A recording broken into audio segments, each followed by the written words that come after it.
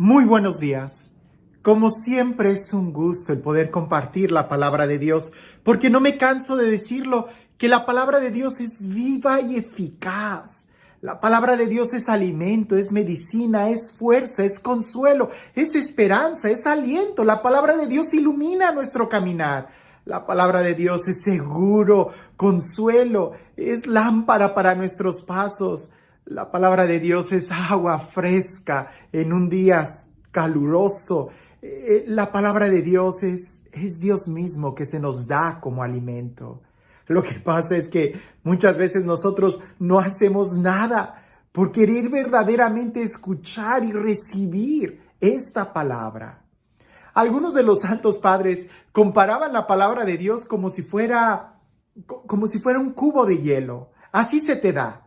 Pero tú no puedes beber de un cubo de hielo. Primero tienes que hacer que este cubo de hielo se vaya haciendo líquido para que entonces tú puedas tomar ese líquido, esa agua. Pues bien, así es la palabra de Dios. A veces se nos da en forma de un cubo, pero si nosotros podemos orarla, si nosotros la meditamos, poco a poco iremos descubriendo en ella que se nos va dando el líquido vital de la vida. Es palabra divina, es palabra de Dios, es Dios mismo quien nos habla. Escucha con atención el Evangelio, porque este Evangelio, incluso leerlo y meditarlo en este tiempo de Pascua, nos debe de dar nuevo aliento, nos debe de animar.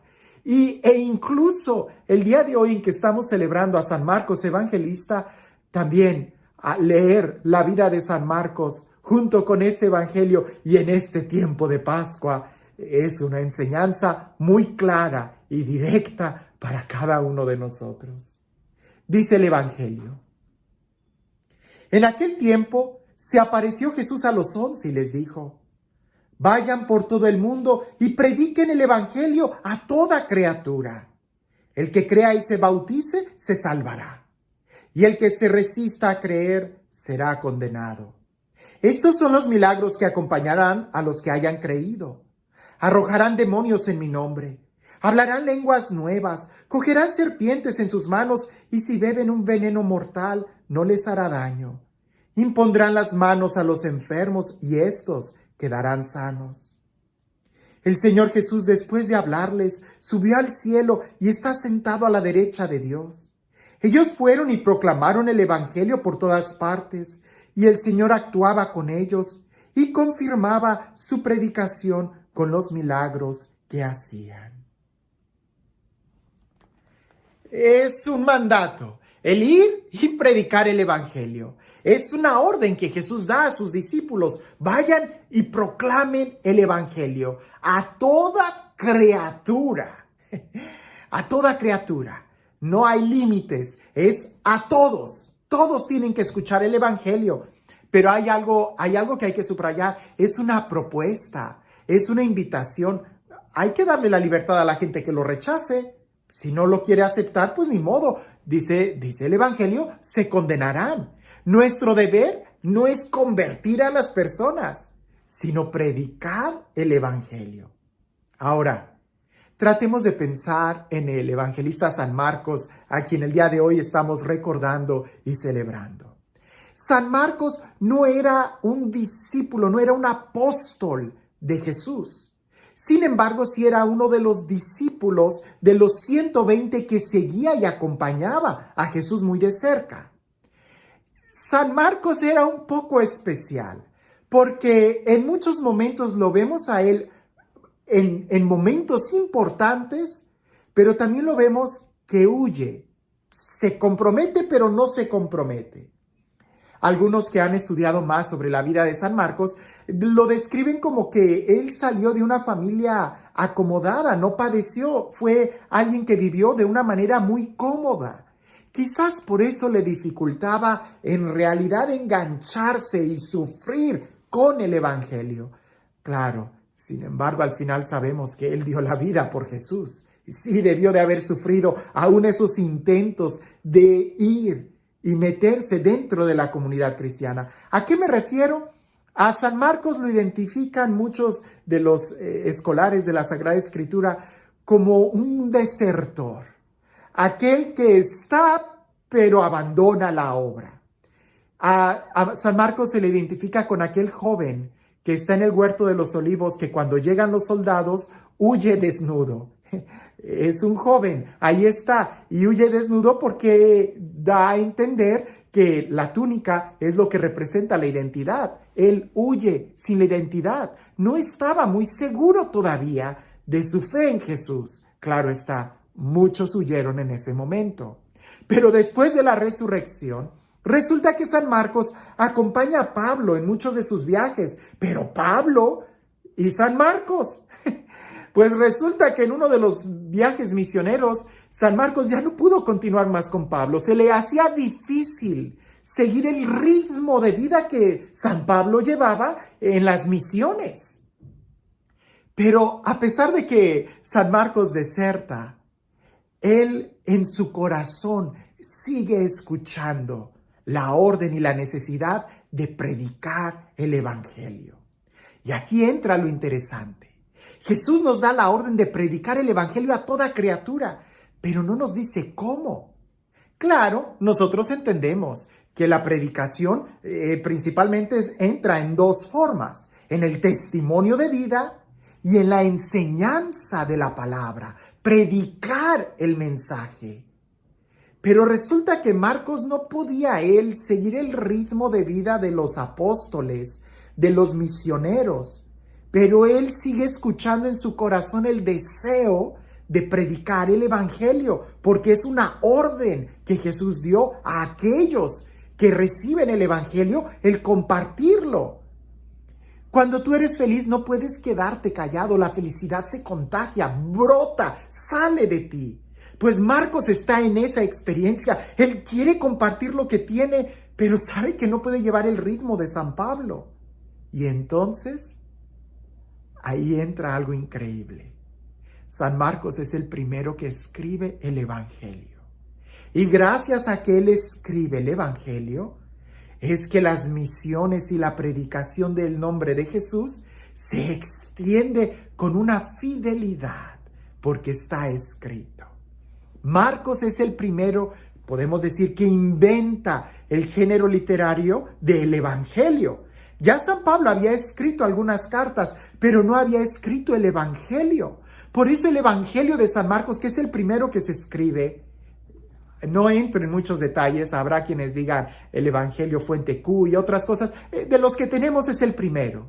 Bueno, al parecer Mateo y Lucas, al leer ese Evangelio, ellos también se basan en ese para escribir los suyos. Y ya después viene el Evangelio de San Juan. Pero el primero es el Evangelio de San Marcos, aquel que no podía estar de viaje como San Pablo, aquel que se le hacía muy difícil ser un misionero. Pero sin embargo, él tenía que hablar de Jesús. Y ese deseo, esa creatividad, lo lleva a escribir el Evangelio que tenemos el día de hoy. El mandamiento de ir y predicar el Evangelio a toda criatura es para nosotros el día de hoy. ¿Cómo? Dependerá de cada uno de nosotros. A lo largo de la historia hemos visto cómo muchos misioneros han logrado predicar y predicar y predicar el Evangelio de muchas formas. A través de obras de teatro, a través de la música, a través de poemas, a través de la literatura, a través de la fundación de universidades, a través del arte, de la escultura, de la pintura, a través de los videos, a través de la radio, de la imprenta, de imágenes de retiro. El día de hoy, el Evangelio tiene que seguir predicándose. ¿Cómo? A ti y a mí nos toca el poder ver las nuevas formas de que el Evangelio y la noticia llegue a las nuevas generaciones.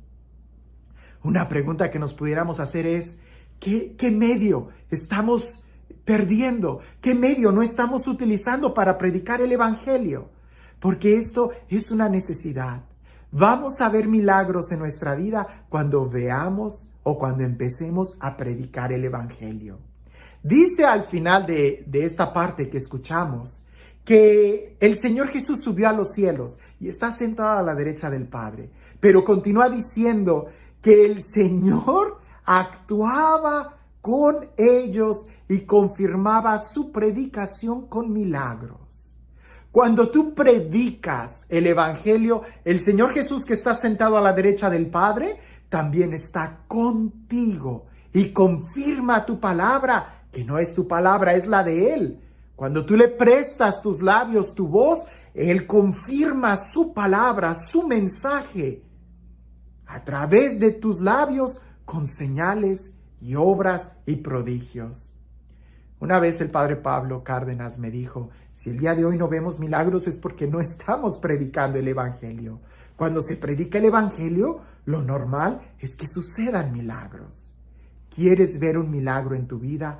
Predica el Evangelio. Es la forma en cómo nosotros abrimos el canal a la gracia, a la verdad, a la vida, a la palabra que sana, que restaura, que alimenta, que nos da fuerzas. Esto es un deber para todos nosotros.